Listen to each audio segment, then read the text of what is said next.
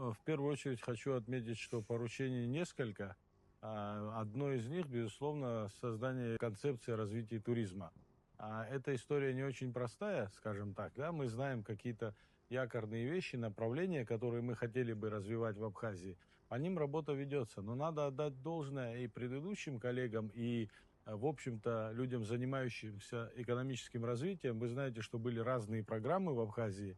Вот мы сейчас хотим посмотреть все лучшее, что есть в тех программах, и со своим новым видением, новыми предложениями, потому как нам кажется, что целые сектора и направления новые появляются, и интерес к этим, скажем так, направлениям есть. Я сейчас конкретно говорю о горной части Абхазии, раскрыть горный потенциал Абхазии для туризма. И много предложений, много ребят приходят с разного рода идеями. Мы все хотим это вложить в концепцию. Сказать, что она сегодня готова, это нет. Работа ведется.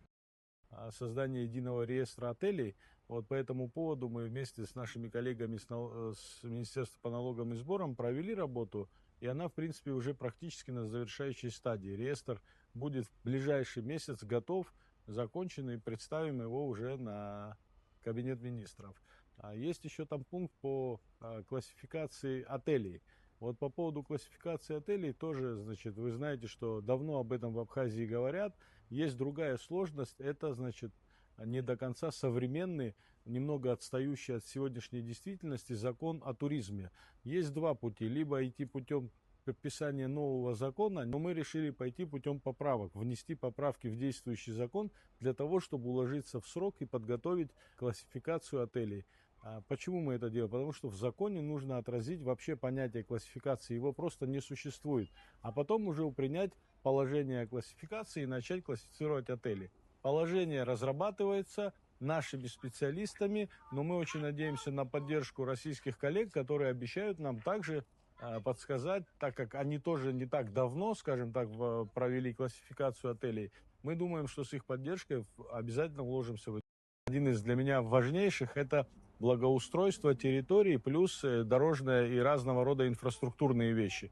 Ну, в первую очередь, вы знаете, что касается инфраструктуры, в Абхазии много, к сожалению, пока еще дорог не в самом хорошем состоянии, и очень много объектов показа, туристических объектов, и к ним нужно провести хорошую дорогу. Мы, значит, отработали восточную часть Абхазии, мы уже отработали Сухум, то есть Сухумский район, окрестности, где будут новые маршруты. Это вот мы объединяем маршрут Сухумского района от Каманов до села Акапы, который будет проходить мимо бывшего села Манея, Лысая гора, 2100 метров над уровнем моря. Нам кажется, это будет очень интересно для гостей. И, в принципе, у нас готовы предложения для руководства по конкретно этому поручению. Это инфраструктурные вещи и, значит, благоустройство.